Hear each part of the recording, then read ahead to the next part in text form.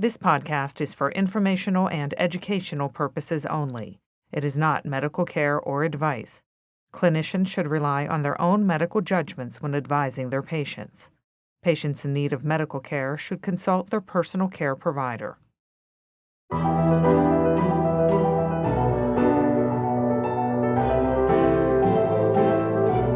Keto, intermittent fasting, detoxes, and more. There's lots on the fad diet front these days. So do they work and are they healthy? Hi, I'm Tonya Caruso. Welcome to this UPMC HealthBeat podcast. And joining us right now is Jeff Lucchino. He is the Director of Sports Nutrition for UPMC Sports Medicine.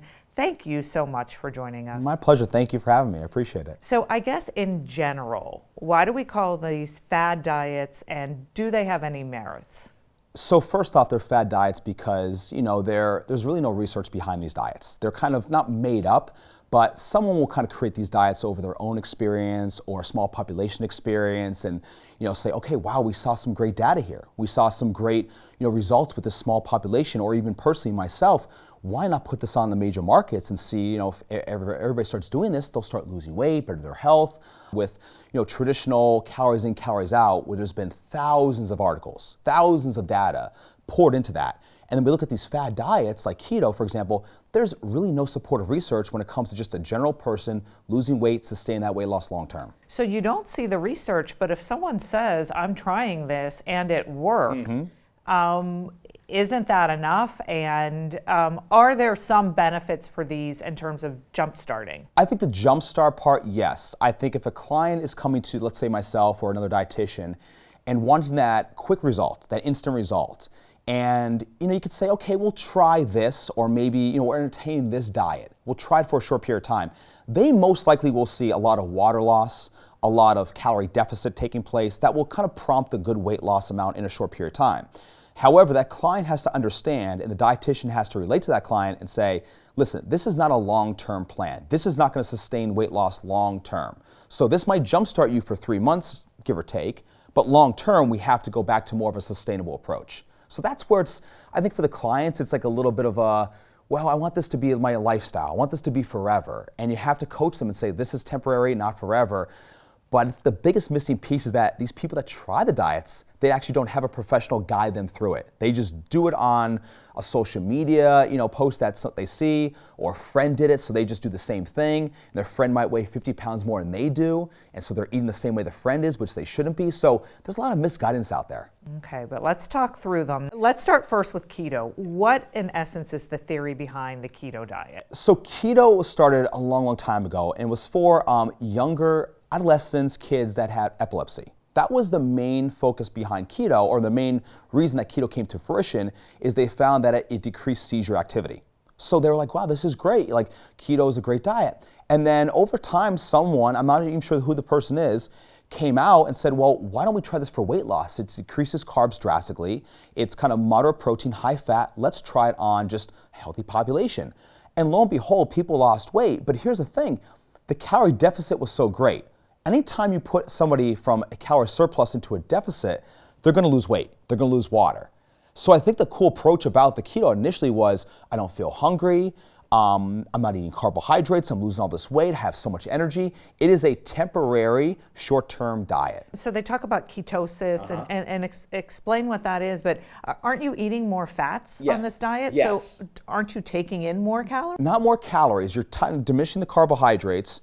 The protein stays moderate and the fat goes up. So fat is the highest calorie per gram macronutrient. However, you're still going to be in a deficit.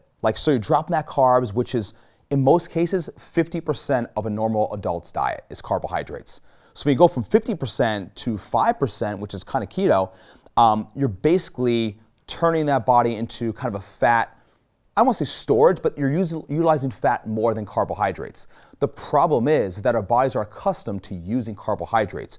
Brain function, we use carbohydrates. Muscle function, carbohydrates. Fat we definitely use, but we don't use it when we're active. We don't use it when we're in really a cognitive, I would say, aggressional standpoint of like studying something, memorizing. And that's where really relying on fatty acids and going to ketosis, which is basically the body using ketones, right? Internal ketones to What's produce a ketone? energy. Ketones is when the body is, when you're utilizing, when you take out carbohydrates and you start implementing more fat. basically the fatty acids turn to these ketones. These ketones are kind of like balls of energy, and our body starts using these as forms of energy because we don't have carbohydrates now. So ketones are kind of a form of energy our body and brain start using. A lot of people experience brain fog. A lot of people experience lethargy after about a month or 2 months because fat is just not a reliable, high transitional energy source our bodies can use quickly. It takes a long time for a fat molecule or a ketone to be produced into quick energy. So if I'm a 100-meter dash runner, or if I'm, let's say, an average adult and run on the treadmill, I'm probably going to eventually feel like 2 miles, maybe it felt great before, now it feels like I'm climbing Mount Everest because of just my body's relying on a slow transitional energy source now. Okay, so keto detoxes, all the rage, especially, coming off the holidays, heading into January, Right. detox. So, and there are lots of different detoxes. The liquid ones, just in general, what about detoxes? Yeah, so our liver, let me just put it this way, our liver does a fantastic job of detoxing the body. Anyone who thinks like my body's not detoxifying enough, have your liver tested. Talk to a specialist about your liver function. Have some blood work done if you think your body's not detoxifying just general toxins in general. That should be the first step, right? If you think your body's not detoxifying things the right way. Most people go down the road of buying a supplement that has, just a lot of water, a lot of fluid, and what it basically does is kind of helps you go to the bathroom more. It just excretes everything in your body, but it excretes vitamins, minerals. It doesn't really excrete that much toxins. It's excreting the vitamins and minerals that are water soluble, and that's what a lot of these supplements and waters and juices pretty much do, is they just flush a lot of these things out. So it's not the best way to detoxify the body. Liver function, having good liver function is the best way to detoxify the body. So, but though, is it a good jump start if, let's say, so if you're doing a liquid one and you're not eating for 3 days because you're drinking whatever these juices are, Right. Can that set you on a healthy weight loss? I would prefer not, because I think when you go from a liquid diet to a food diet, that could be a big shock. And we actually create more thermic effect when we eat food than drink. So by eating food, whole food, we actually burn more calories during that process than just drinking. So you're actually taking away about 10% of your thermic burn per day when you drink rather than eat. So it's to me, it's not smart, it's not safe, it's not effective. I think people should focus on how much they're drinking a day. Like if you're not drinking enough fluid a day, that's a great place to start to say, wow, I need to maybe detoxify my body that way by, instead of just doing like a supplement, $30 to $40 juice, that doesn't really work. That just flushes out everything, vitamins, minerals, all the above. What's a general rule of thumb for how much water you should be taking in a day? I like just the athletes and general people to be about half their body weight in ounces of fluid. Now that doesn't mean just water. I'm talking about juices, unsweetened teas, coffee, teas, all the things that really are lower calorie. Those should all be accumulated into that half the body weight in ounces of fluid. Alcohol is the only type of beverage that dehydrates us. So if you're gonna kind of stay away from dehydration beverages, that's the category. Sodas count. Energy drinks, unfortunately, which I'm not for, they do count. Everything counts besides alcohol. Is there a clean food detox? If you weren't going to do liquids, but if you were going to try to do a detox food-wise, what should that look like? If someone is consuming a lot of processed food and a lot of, let's say, out-to-eat food, sodium would be the biggest culprit, sodium and calories. But if you really want to reduce your water weight, your intracellular water, right, sodium is a good place to start if you're consuming a high sodium diet. And if you're eating a lot of processed foods, on-the-go foods, so to speak, that would be probably the most reasonable place to start and most acceptable place to start, is just bringing that sodium down a little bit and eating more, we'll call them more natural foods, less processed, cleaner foods, 1 ingredient, 2 ingredient foods, not 20, 30 ingredient foods. All right, intermittent fasting. Okay, let's tell folks first what this is. Yes. And I've had so many people say they have lost weight. Yeah, so there's a couple of different types. So you could do a 5 to 2, which is 5 days eating, 2 days fasting. And we're talking 2 days of no food. Oh. Yes. That's not the one I was talking about. Which is pretty aggressive. That's to me a little bit too aggressive, but it does exist. Then you have kind of your 8-16, which is the most common one. You eat 8 hours, you fast 16. The reason that works so well is it gives people structure. It gives people a window of time to eat. And in that case, they're probably going to have a calorie deficit, because most people, what they do is they start eating around 7 a.m. They don't stop eating until around 10 p.m. And they should be doing that in general. Like, you should have definitely a cutoff time, reasonably, and you should definitely be having some smart meals and smart snacks throughout your day.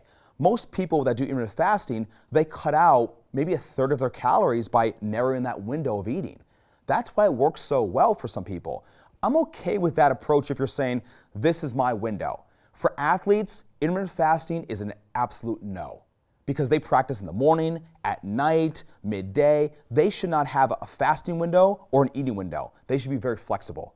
General people that work like a typical job, semi-active, that maybe could work for them. So ideally, what was the time frame again? 8 to 16. So like 8 hours eating, 16 hours fasting, and you can kind of pick whatever 8 hours you want. It could be 12 to 8.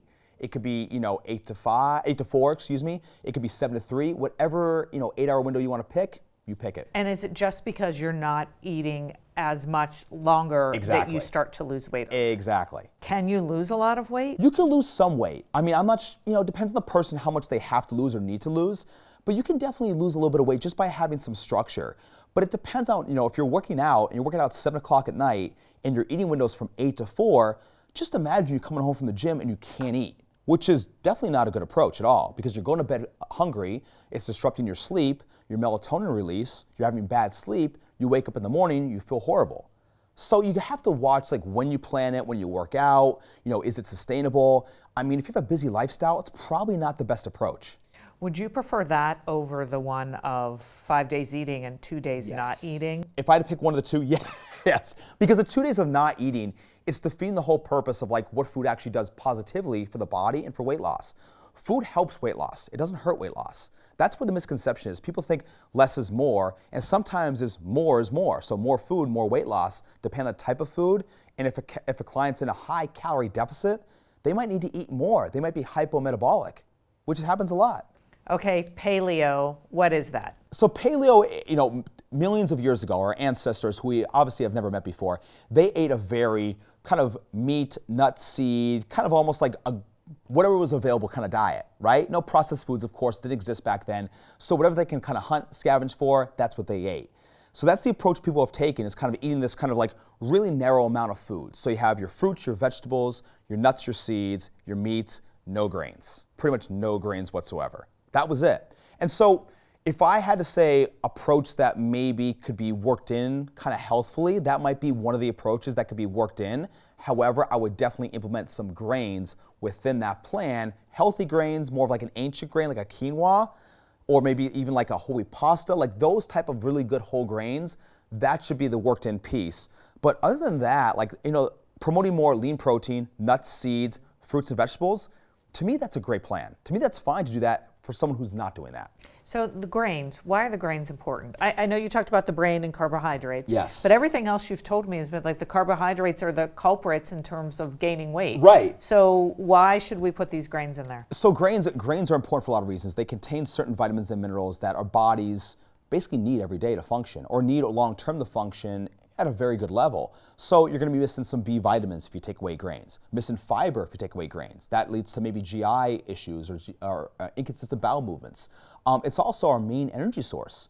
So if we take that main energy source away and we transition out of it, our bodies just don't know what to do, and they kind of, again, over time, it becomes like you're hitting a wall every single day.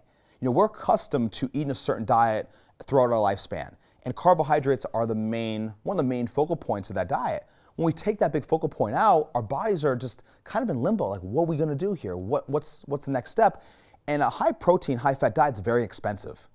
So also too, you have to watch your wallets as well. And now with gas prices, everything going up, inflation, it's going to cost you actually more money to eat these diets than before.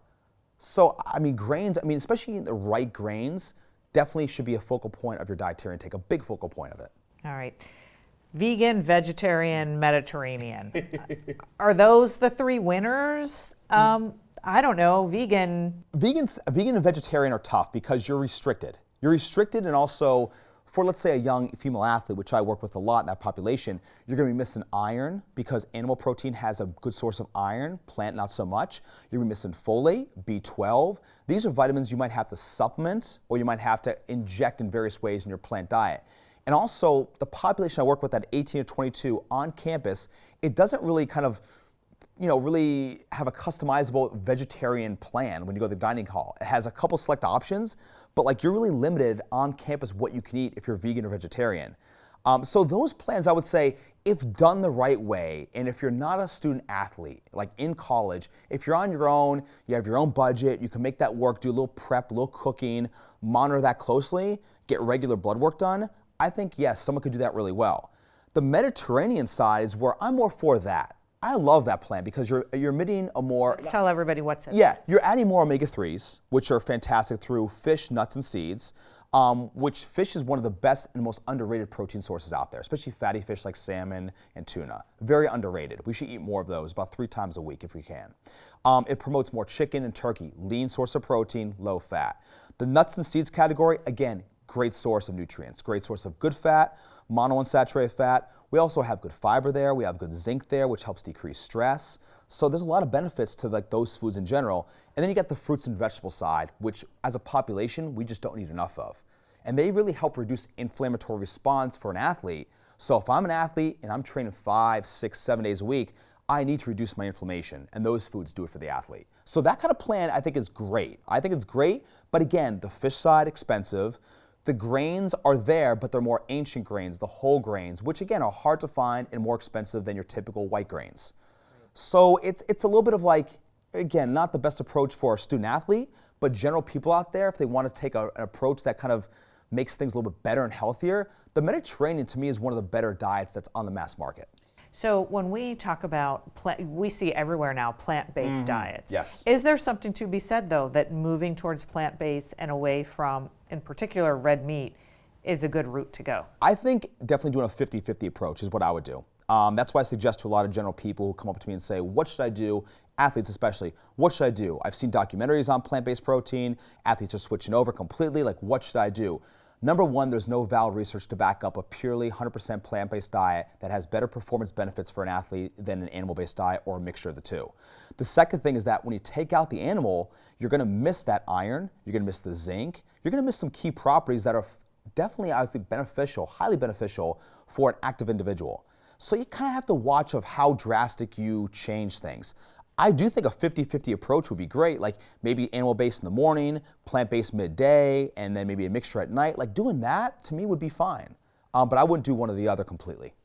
All right, so in general, not an athlete, just someone who is looking to lose weight and to get healthy. Yes. What is a good starting point? What should they keep in mind? So number one thing is have a goal, and I'm not talking like a long-term goal, like a 6-month goal, a year goal. Have a next week goal, have a today goal. Like, what are you gonna do today? I think the first thing a lot of people miss is having a good outline of eating. Number one thing, are you eating breakfast every day? I mean, everybody goes back and forth about breakfast. Should I do it, should I not do it? Yes, you should do it. There's research that supports eating breakfast will actually help a client lose weight initially and keep the weight off long-term. There is valid research behind that. And I'm a big fan of eating every 3 to 5 hours for something called muscle protein synthesis. Now, I know that's more of a sporty term than a general population term, but let's even talk about this. Satiety, feeling full. When you have a 6-7 hour gap between a meal or a snack, you're so ravenously hungry that you're gonna overeat. You're automatically gonna overeat. So if you're eating on a good kind of like outline of every 3 to 5 hours, you're gonna stay pretty relatively semi-full. You're gonna be ready to eat, but not ravenously hungry. You're gonna make better decisions about what you're eating, how much you're eating. So I do like clients to have a good outline where it's almost like a domino effect. The dominoes are kind of close enough where you tip one over, it knocks the next one over, but not too far away or not too close to each other. So general people should eat about 4 times a day, 3 meals and a snack. That's usually where I start most clients.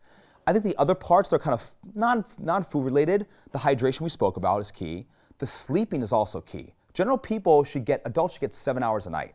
Now, if we're getting a lot less than that, what's gonna happen is that our hunger is gonna be more rampant the next day, maybe. Our stress levels will be more higher. We'll be less resilient to stress as well. Like less sleep, less resilience to stress, less resilience to control our hunger. So therefore, by not getting enough sleep, you'll be more susceptible to overeating. So those three pillars, I call them, we'll call them just overall health and wellness that a general person should definitely try to embody right away. Is that, in general, what you follow? Yes. I've been following that. I'm 37 years old. I mean, every day we all get older, but I'm 37 years old. And I've been doing this since I was 15 years old.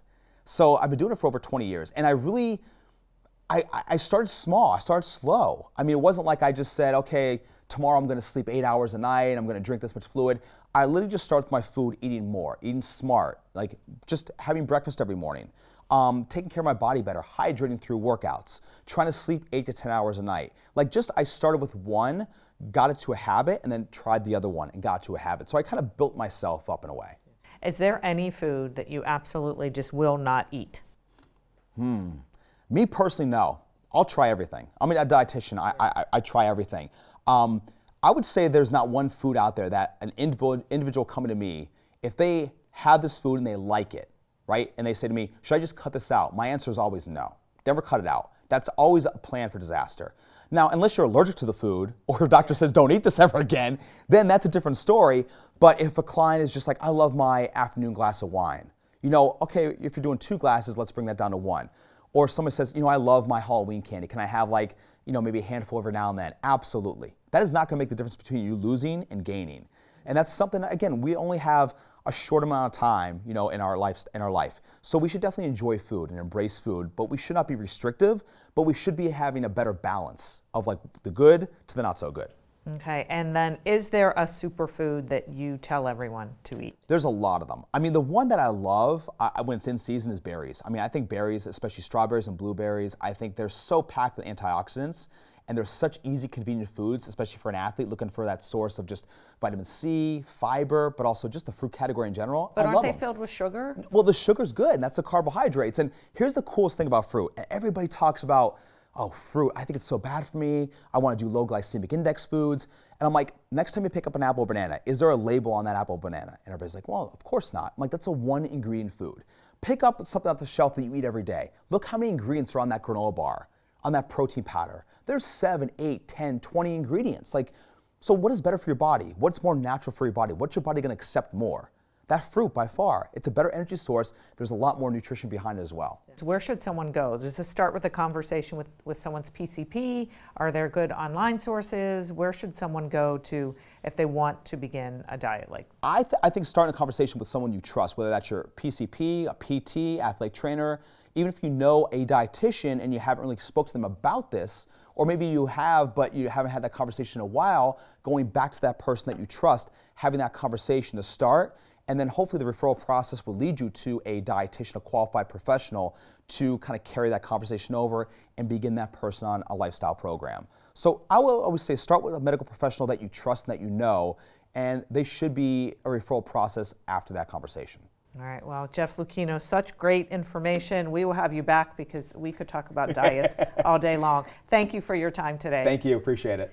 I'm Tonya Caruso. Thank you for joining us. This is UPMC HealthBeat.